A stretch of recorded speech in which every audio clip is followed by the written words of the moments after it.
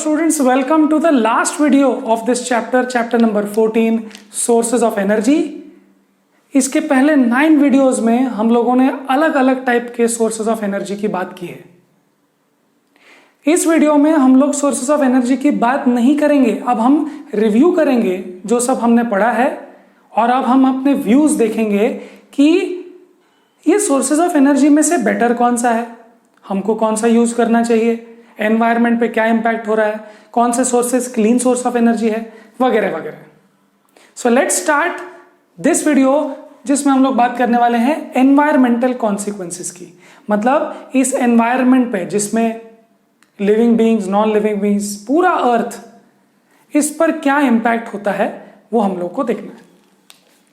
So you should realise one thing which is very important here is that exploiting any source of energy, any source of energy, solar energy, wind energy, ocean thermal, कोई भी energy source की अगर आप बात करो, कोई भी energy source को अगर आपको हार्नेस करना है तो एनवायरमेंट डिस्टर्ब होता ही है. आप बोलेंगे सर एक मिनट, विंड एनर्जी में कैसे? विंड एनर्जी हार्नेस करने के लिए क्या चाहिए? विंड मिल चाहिए. विंड मिल बनता कहाँ है? कोई फैक्ट्री में बनता है, उसके ब्लेड्स वगैरह. तो वो जो बनता है वो मेटल या वॉटएवर जो मटेरियल उसमें यूज हुआ है, ये जो फैक्ट्री बनाई है उसके लिए तो शायद हमने इलेक्ट्रिसिटी यूज की होगी जो फॉसिल फ्यूल पे डिपेंडेंट होगी. ऐसा हो सकता है. ऐसा हो सकता है कि वो विंड मिल के जो पंखे हैं, बड़े बड़े पंखे, उसको ट्रांसपोर्ट करने के लिए हमको बड़े बड़े ट्रक्स लगे हों और वो ट्रक्स फॉसिल फ्यूल पे चलते हों. So you should realise that any source of energy is having an impact on the environment. Yes. Now how do you choose then? हर एक सोर्स में प्रॉब्लम है. न्यूक्लियर पावर प्लांट में problem है, hydro energy में problem, सब में problem है. तो फिर आप कौन सा यूज करोगे, कौन सा चूज करोगे? Choose the source of energy based on the factors such as ease of extracting energy from that source. मतलब अगर आपके पास बड़ी कोस्ट लाइन है तो आप उस तरीके से, अगर आपको ईजी है, अगर आप मुंबई में रहते हो, आपके पास कोस्ट लाइन पास में ही है, तो आप वहां पर जाके ओशन थर्मल एनर्जी या फिर टाइडल एनर्जी या फिर वेव एनर्जी यूज कर सकते हो. तो आप वो चूज करो. इकोनॉमिक्स भी देखना पड़ेगा आपको, कितने पैसे लगेंगे, क्या हमारे पास उतने पैसे हैं. चलो India is comparatively, let's say Mumbai has a lot of money तो वो इन्वेस्ट कर दे. But if you look at maybe let's say some poorer country जिसके पास बहुत बड़ा कोस्ट लाइन है, बट क्या उसके लिए इकोनॉमिकली वायबल है? नहीं. तो शायद उसको फॉसिल फ्यूल्स ही यूज करने पड़ेंगे बिकॉज वो उसके लिए वायबल है. शायद उसको वुड यूज करना पड़े बिकॉज ट्रीज बहुत है. So economics is very important. You might say that good, let's use wave energy, let's use tidal energy, but then उसके लिए पैसे कहां से आएंगे? एफिशिएंसी ऑफ टेक्नोलॉजी अवेलेबल, जैसे कि उसमें भी कॉस्ट ऐड हो जाता है. अगर आप इंडिया में हो और आपके पास में यूरेनियम नहीं है या फिर आपके पास टेक्नोलॉजी नहीं है दूसरे कोई सोर्स के साथ एनर्जी निकालने की, तो आप फिर वुड ही यूज करोगे. See, I am not talking about a country as a whole, but let's say if you are living in a village in UP, तो वहां पर आप विंड एनर्जी की बात कैसे कर सकते हो? वहां टेक्नोलॉजी अवेलेबल नहीं है. हो सकता है टेक्नोलॉजी बहुत 200-300 किलोमीटर दूर है कोई आदमी, प्लस उसको मैन्युफैक्चर करने के लिए फैक्ट्रीज भी तो चाहिए. So technology and science both should be available. Only then you can think about that source, right?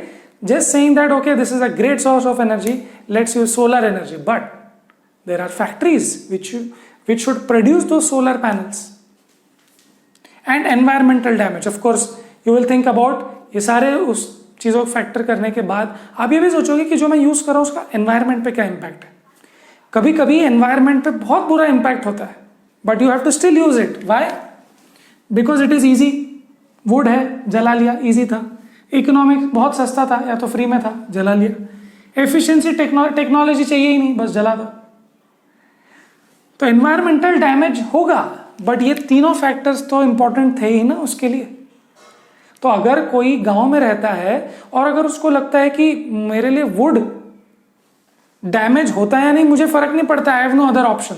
Nuclear power plant तो मैं लगा नहीं सकता, ओशन थर्मल एनर्जी यूज नहीं कर सकता, मैं विंड मिल में लगा नहीं सकता, तो मैं क्या करूं? मुझे यही है ऑप्शन लेना पड़ेगा. How can I have no other option. So you have to understand that the clean fuels जो हम बात कर रहे हैं ना, सोलर एनर्जी, टाइडल एनर्जी, जो क्लीन फ्यूल्स है, those are only cleaner than others, because technological चीजें करने के लिए आपको पैसे लगेंगे ज्यादा. हाँ, पैसे लगने वाले हैं, या फिर उसको सेटअप करने के लिए कार्बन एमिशंस होंगे, पोल्यूशन हो सकता है. So clean fuels are only cleaner than others. बस आप ये बोल सकते हैं हाँ, टाइडल एनर्जी में थोड़ा सा कम नुकसान होता है एनवायरमेंट का, बस. दैट्स ऑल यू कैन से. नाउ सोलर सेल्स का जैसे हम लोग एग्जांपल लेते हैं. Solar cells operation is pollution free. एक बार सोलर सेल्स लगा दिए तो कोई पोल्यूशन नहीं हो रहा, कोई एमिशंस नहीं हो रहा, कोई ग्रीन हाउस इफेक्ट नहीं हो रहा, कोई CFC नहीं है, कुछ नहीं. बट उसको बनाने के लिए तो लगेगा कुछ ना कुछ कार्बन, उसको ट्रांसपोर्ट करने के लिए लगेगा, है ना. ट्रक से, ट्रेन से ट्रांसपोर्ट होगा तब तो शायद डीजल पेट्रोल लगेगा. So let's look at the questions now on this particular point. Can any source of energy be pollution free, why or why not. तो हमने बात की इसके बारे में कि पोल्यूशन फ्री कुछ नहीं हो सकता, उसको बनाने में, उसको असेंबल करने में तो पोल्यूशन हो ही सकता है. Okay, let's look at the next question, that is hydrogen has been used as rocket fuel. Would you consider it as a cleaner fuel than CNG, compressed natural gas? So yes, you will say that yes, hydrogen is a cleaner source because उससे कोई carbon emissions नहीं हो रहे. CNG is yes, it's relatively clean, but still उससे carbon emissions होंगे. So hydrogen is cleaner, you will say that, because no carbon emissions. Okay उसके बाद question number 10 लेते हैं एक्सरसाइज का, जो इस टॉपिक से बेस्ड है. वो है what are the environmental consequences of the increase demand of energy. What steps would you suggest to reduce energy consumption. So इसकी बातें हम लोग कर चुके हैं पहले वीडियोज में भी. So what are the environmental consequences. Environmental consequences हो सकते हैं air pollution, sound pollution, soil pollution, water pollution, ये हो सकता है. बट ये सब रोकने के लिए आप क्या कर सकते हो. So one, you can choose a cleaner source of energy. दूसरा, फॉर एग्जाम्पल अगर आपको यहां से स्कूल जाना है तो आप चल के जा सकते हो, साइकिल से जा सकते हो. ना is cycle clean source of energy? No, उसको बनाने के लिए रबर था, उसको बनाने के लिए फैक्ट्रीज थी, फैक्ट्रीज ने एमिशन किया होगा. But cycle is a cleaner source, right. So you have to always choose a cleaner source of energy, right. Let's see. So इस तरीके से आप रिड्यूस कर सकते हो. पब्लिक ट्रांसपोर्ट यूज कर सकते हो, लाइट्स जब जरूरत ना हो तो बंद कर सकते हो. All those things you can do, right. Okay, let's now talk about this things. How long will energy source last us. तो इस बारे में हमने बात की है पहले, बट एक बार क्विकली कर लेते हैं कि फॉसिल फ्यूल्स तो नॉन रिन्यूएबल एग्जॉस्टेबल है. मतलब क्या, कुछ सालों के बाद वो खत्म हो जाएंगे. सो रिन्यू नहीं हो रहे, एग्जॉस्ट हो रहे हैं, खत्म हो जाएंगे. But biomass like wood can be renewable if you plant more trees. So वो renewable kind of a source हो सकता है. बट अगर आपने प्लांट नहीं किया और बस यूज करते रहे तो फिर वो नुकसान हो सकता है. It is then non renewable. Okay, depends on you. Some things which are naturally replenishable are renewable. But अगर आप रिप्लेनिश नहीं करोगे या नेचर में उतनी स्पीड से रिप्लेनिश नहीं हुआ, then it is kind of exhaustible. Okay, so you have to understand fossil fuels भी renew होंगे but not at your speed. Geothermal energy is also renewable. पर आप बोलेंगे सर geothermal energy renewable कैसे हो सकती है. So इसका एक और कंसेप्ट है. See, renew मतलब refill. So yes, biomass can be refilled, wood can be refilled, but geothermal अर्थ के अंदर की एनर्जी कैसे रीन्यू हो सकती है. तो आप बोलेंगे रीन्यू नहीं होगी, बट वो इतनी ज्यादा एनर्जी है कि मैं उसको खत्म ही नहीं कर पाऊंगा. अगर मैं उसको खत्म ही नहीं कर सकता तो इट्स लाइक इनएग्जॉस्टेबल. या रीन्यूएबल ही हुआ ना मेरे लिए, मेरे लाइफ टाइम में तो खत्म होगा नहीं. सो you can use those. Yes, over billions of years वो खत्म होगा, बट आप बिलियंस ऑफ ईयर्स रहने ही नहीं वाले हो. So you can as well very well use it, right. So जिनका use up practically negligible as compare to the total capacity. It's like you know, मैं बाल्टी भर मैं ओशन में से पानी निकालता रहूं तो क्या ओशन खाली हो जाएगा? नहीं. इतना सारा ओशन है कि आप खाली कर ही नहीं सकते practically.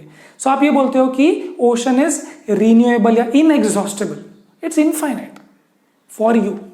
Okay, yes, so that's the end of the theory of this chapter. अभी कुछ क्वेश्चंस देख लेते हैं। Next question number 1, name 2 energy sources that you would consider to be renewable. So आप चाहो तो let's say you can say that wind energy is kind of renewable because वो खत्म नहीं होने वाला।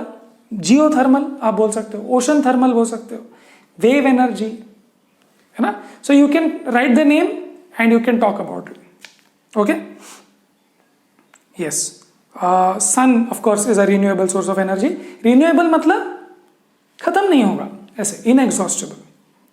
Question number 2, give the names of 2 energy sources that you consider to be exhaustible. बोलो, coal, petrol, diesel, natural gas, ये सब exhaustible है। Even biomass और wood can be exhaustible.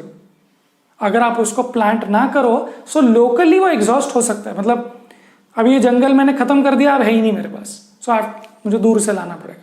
But then locally तो वो जंगल गया, अब उसको बनने में फिर से 20, 30, 40 साल लग जाएंगे।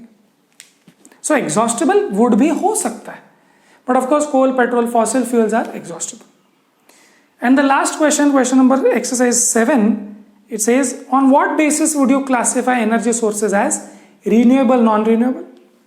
renewable non renewable कैसे होगा? अगर वो खत्म हो जाए या नहीं, और exhaustible non exhaustible same। so that is what they are asking, are the options A and B, मतलब renewable non renewable या exhaustible inexhaustible, क्या ये सेम है?